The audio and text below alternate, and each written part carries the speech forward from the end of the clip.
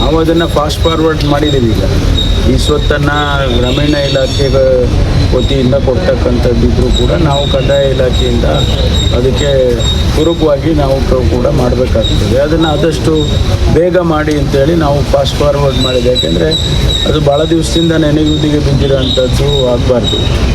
ಬೇಗ ಬೇಗ ಮಾಡಿಸ್ತೇವೆ ಸರ್. ರಾಜ್ಯದಲ್ಲಿ ಮಳೆ ಕೈ ಕೊಟ್ಟಿದೆ, ಬರದ ಛಾಯೆ ಇದೆ. ಒಂದು ಕಡೆ ಸರ್ಕಾರ ಸಚಿವ ಸಂಪುಟ ವಿಸ್ತರಣೆಯಲ್ಲಿ ಕಸರತ್ತು ಮಾಡ್ತಾ ಇದೆ, ಆಗ್ತಾ ಇಲ್ಲ. ಸ್ವಲ್ಪ ಅಧಿವೇಶನವನ್ನು ಕರೆಯೋದ್ರಲ್ಲಿ ತಡ ಆಗ್ತಿದೆ ಅನ್ನೋಂಥ ಆರೋಪ. ಅದೆಲ್ಲ ಈಗ ನೋಡಿ, ಒಂದು ಕಡೆ ನಿಮ್ಮ ಎಕ್ಸ್ಪೆನ್ಷನ್ ಆಗಲಿಲ್ಲ ಅಂದರೆ ಏನು ರೀ ಬರೀ 15 ಜನ ಮಂತ್ರಿ ಇಟ್ಕೊಂಡು ಮಾಡ್ತೀರಾ ಅಂತ ನೀವೇ ಹೇಳ್ತೀರ. ಇನ್ನೊಂದು ಕಡೆ ಈಗ ಎಕ್ಸ್ಪೆನ್ಷನ್ ಮಾಡ್ತೀರಿ ಅಂದರೆ ಬರ ಇದೆ, ನೀವು ಎಕ್ಸ್ಪೆನ್ಷನ್ ಮಾಡ್ತೀರಿ ಅಂತೀರಿ. ನೋಡಿ, ನಮಗೆ ಜವಾಬ್ದಾರಿ ಇದೆ, ಜನ ಜವಾಬ್ದಾರಿಯನ್ನು ಕೊಟ್ಟಿದ್ದಾರೆ.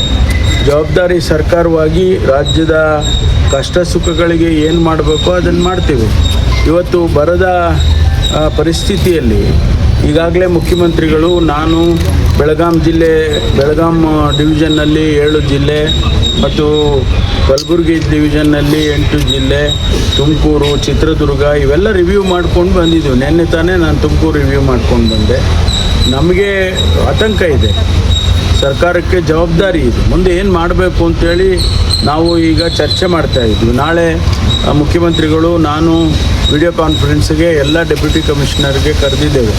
ವಿಡಿಯೋ ಕಾನ್ಫರೆನ್ಸ್ನಲ್ಲಿ ಮಾತಾಡ್ತೇವೆ. ನಮ್ಮದು ಸರ್ಕಾರದಿಂದ ಏನು ಸೂಚನೆ ಮಾಡಬೇಕು ಮಾಡ್ತೀವಿ. ಈಗಾಗಲೇ ಪ್ರತಿಯೊಂದು ಜಿಲ್ಲಾಧಿಕಾರಿಗಳಿಗೆ 5 ಕೋಟಿ ರೂಪಾಯಿ ಕುಡಿಯೋ ನೀರಿಗೆ ಕೊಟ್ಟಿದ್ದೆವು. ಸುಮಾರು 329 ಕೋಟಿ ಈಗಾಗಲೇ ಅವರಲ್ಲಿ ಇದೆ. ಅದರ ಜೊತೆಯಲ್ಲಿ ಪ್ರತಿ DC ಹತ್ರ PD ಅಕೌಂಟಲ್ಲಿ 600-700 ಕೋಟಿ ರೂಪಾಯಿ ಹಣ ಇಟ್ಟಿದ್ದೀವಿ. ಅದು ಯಾವ ಇಂತಹ ಸಂದರ್ಭದಲ್ಲಿ ಉಪಯೋಗ ಮಾಡಿಕೊಳ್ಳಿ ಅಂತೇಳಿ ತಿಳಿಸಿದ್ದೇವೆ.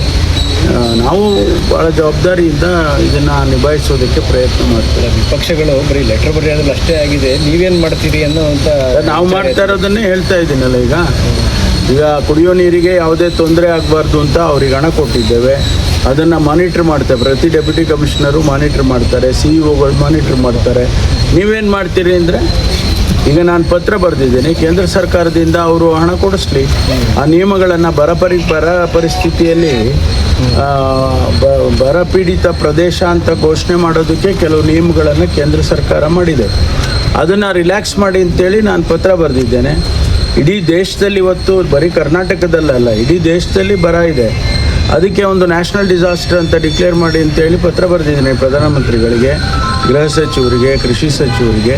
ಇದೆಲ್ಲ ನಾವೇನು ಸುಮ್ಮನೆ ಕೂತ್ಕೊಂಡು ಕಾಲ ಕಳೀತಾ ಇಲ್ಲ. ನಾವು ಕೂಡ ಜವಾಬ್ದಾರಿಯಿಂದ ಕೆಲಸ ಮಾಡ್ತೀವಿ. AC ಭಾಗಕ್ಕೆ ಮಾಡಿದ್ರೆ ಮಧ್ಯ ಕರ್ನಾಟಕಕ್ಕೂ ಅನುಕೂಲ ಆಗುತ್ತೆ, ಉತ್ತರ ಕರ್ನಾಟಕ ಭಾಗಕ್ಕೂ ಅನುಕೂಲ ಆಗುತ್ತೆ.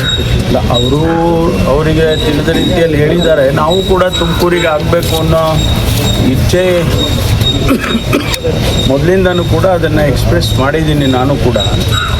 ಆದರೆ ಟೆಕ್ನಿಕಲ್ ಕಮಿಟಿ ಏನು 2 ಜಾಗವನ್ನು ನೋಡಿ, ನಮ್ಮ ಇನ್ಫ್ರಾಸ್ಟ್ರಕ್ಚರ್ ಮಿನಿಸ್ಟ್ರಿ, ನಮ್ಮ MB ಪಾಟೀಲ್ರವರು 2 ಜಾಗವನ್ನು, ಒಂದು ನೆಲಮಂಗಲದ ಕುಣಿಗಲ್ ರೋಡ್ ಇದೆಯಲ್ಲ ಆ ಭಾಗ ಒಂದು, ಮತ್ತು ಬಿಡದಿ ಒಂದು ಅಂತ ಹೇಳಿ ಅವರು ಪ್ರಸ್ತಾಪ ಮಾಡಿದ್ದಾರೆ.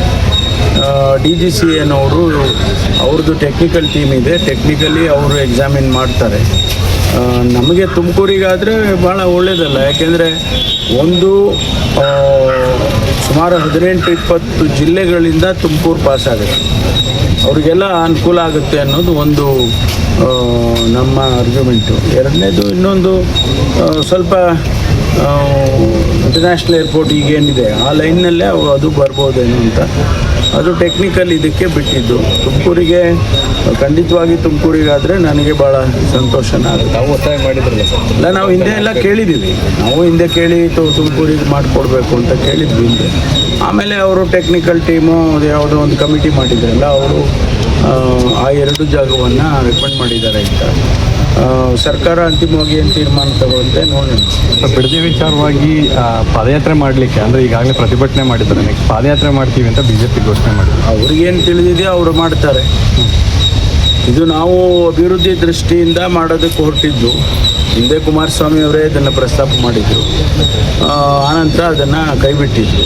ಮತ್ತೆ ತಿರುಗಿ ಒಂದು ಸಿಸ್ಟಮ್ಯಾಟಿಕ್ ಆಗಿ ಮಾಡಬೇಕು ಅಂತೇಳಿ ಈಗಿನ ಮುಖ್ಯಮಂತ್ರಿಗಳು ಶಿವಕುಮಾರ್ ಅವರು ಈಗ ಅದನ್ನು ತೆಗೆದುಕೊಂಡಿದ್ದಾರೆ. ಮೊದಲೇ ಹಿಂದೆ ನಾನು ಸಿದ್ದರಾಮಯ್ಯನವರಿದ್ದಾಗಲೇ ಕ್ಯಾಬಿನೆಟಲ್ಲಿ ಅದನ್ನು ಅಪ್ರೂವ್ ಮಾಡಿಸ್ಕೊಂಡಿದ್ರು.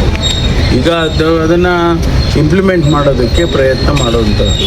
ಹಾಗಾಗಿ ಅವರು ಭಾಳ ಸ್ಪಷ್ಟವಾಗಿ ಮುಖ್ಯಮಂತ್ರಿಗಳು ಹೇಳಿರೋದು, ನಾವು ಯಾರನ್ನೂ ಒತ್ತಾಯ ಮಾಡೋದಿಲ್ಲ, ವಾಲಂಟಿಯರ್ ಆಗಿ ಕೊಡಿ ಅಂತ ಹೇಳಿ ಕೇಳ್ತಾ ಇದ್ದೀವಿ, ಮನವೊಲಿಸೋದಕ್ಕೆ ಪ್ರಯತ್ನ ಮಾಡ್ತೀವಿ ಅಂಥೇಳಿ ಅವರು ಸ್ಪಷ್ಟವಾಗಿ ಹೇಳಿದ್ದಾರೆ. ಇದು ರಾಜಕೀಯ ಮಾಡೋದಕ್ಕೆ ಅವರು ಹೊರಟಿದ್ದಾರೆ. ರಾಜಕೀಯದ್ದು ಇಂಥದಕ್ಕೆಲ್ಲ ಅಭಿವೃದ್ಧಿ ದೃಷ್ಟಿಯಿಂದ ನೋಡಬೇಕು ವಿನಃ ರಾಜಕೀಯ ದೃಷ್ಟಿಯಿಂದ ನೋಡಬಾರ್ದು. ವಿಳಂಬ